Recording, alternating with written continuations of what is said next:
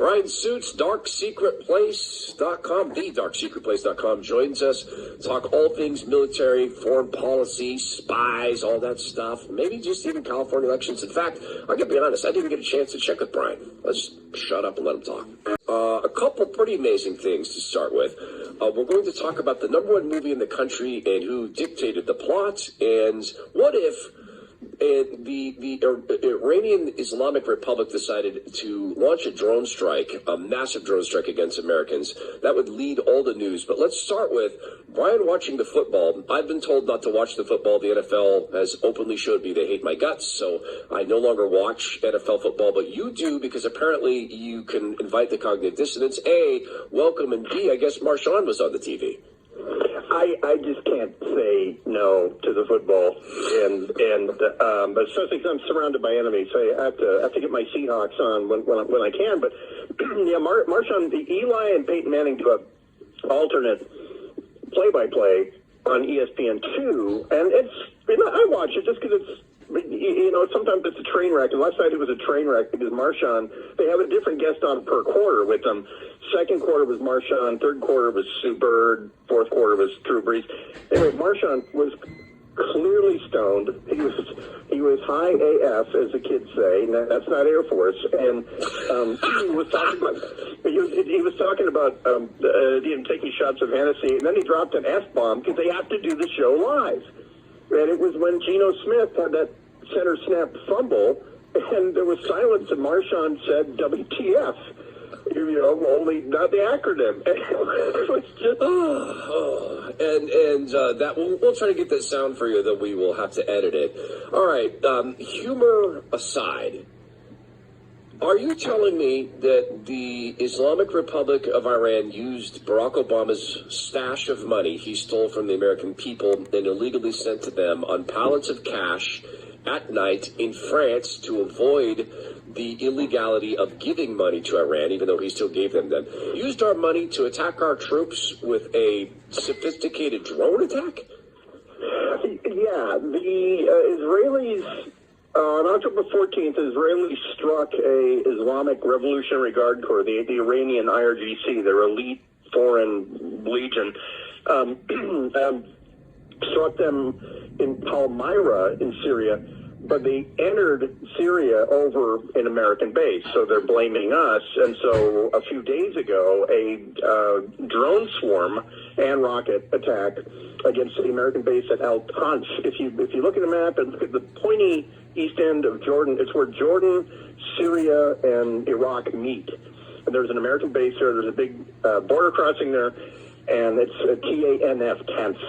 And we, through mysterious methods, were given advance warning of the attack, and so the base, most of the troops got on vehicles, got off the base a few miles, stood off, and it did substantial damage. But the drones, they were suicide drones with several hundred-pound warheads and all that, plus rockets.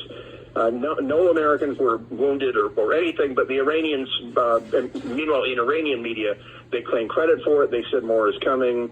This is, you're now going to reap the whirlwind and all their standard flowery threats and the whole thing. But it's getting no, column inches, no TV time or anything here because nobody was wounded. But the Iranians have declared war on the U.S. in the Middle East. That's basically what the announcement is. At least we've got a president who has experience working with the Iranians. I mean, Barack Obama has done work with them like no one else. So we've got Barry on our side. So I think foreign policy president. That's who he is. All right, from that to a movie review of sorts. You're telling me what about the #1 movie in the country? No, not country. The world. This movie is not being distributed in the U.S. It's the Battle of Shangin Lake, which is the Chinese name for what we call the Battle of Chosin Reservoir in November of 1950. And it's a very famous battle in the U.S. Marine Corps and a little bit in the U.S. Army, but it was a Marine show. And the quick version is this. The Korean War starts June of 1950. The North Koreans invade the South, nearly overrun the country. MacArthur amphibiously invades and put in the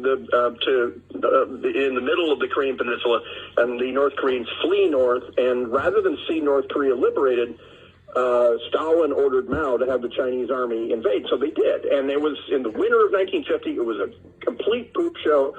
And it was basically a fighting retreat for the Marines, but they did it against 150,000 Chinese. Ultimately winds up with the Marines getting on boats and going back down to South Korea. But the casualties we inflicted on the Chinese in the span of about 20 days exceeds all of our losses in Vietnam in 10 years. I mean, it was this, our American firepower was just devastating on the Chinese. So anyway, President Xi, a couple of years ago, said to the #1 box office draw in China, Wuxing, that he said, "Hey, make a movie about the Korean War, and I don't care if you stretch the truth. I don't give a damn. I want China to win. I want us to be the good guys, and I want it on the anniversary, the 100th anniversary of the Chinese Communist Party in September of 2021." So sure enough, he delivers. And I mean, she said, we're going to firewall that search. No one's going to find out what really happened at Chosin Reservoir. Feel free to, make the plucky Chinese, the heroes, and the Americans can be as cartoonish as you want. So sure enough, at Thanksgiving, fat-faced American Marines are eating turkey legs while the Chinese are eating potatoes because they're not. Absolutely. No, but though back in 1950 there weren't a lot of fat Marines, but somehow they got fat Westerners to play fat-faced Marines eating turkey legs, and the Chinese are up in the hills eating frozen potatoes, but they're potatoes of people's socialism, patriotic fervor is what they are, and so the American firepower, the Corsairs dropping napalm, the CGI is beautiful. The Americans are just, mowing down rows and rows of Chinese like we did. And for people who don't know, the primary enemy after November of 1950 in the Korean War was the Chinese People's Liberation Army, if you don't know that. And so anyway, China prevails and Korea is liberated and the whole thing. What's really funny is, this movie's breaking all kinds of records in China. So numerically, it's a non-American movie, so that's why it's the #1 movie on Earth, the #1 non-English speaking movie. But she has practically ordered everyone to go see it. It's part of his Wolf Warrior, ethos that comes from the series of movies called Wolf Warrior and Wolf Warrior 2. But the crazy thing is the crazy thing is we're like already long. But yeah, what the Chinese didn't count on was South Korea giving a damn. The South Koreans are infuriated by this movie. They're infuriated in a way. Normally, the Chinese, how the Chinese get over offended at absolutely everything. The South Koreans are for real. They're refusing to distribute the movie in South Korea. Awesome. We gotta go. Okay. I love you so much, but we have to go.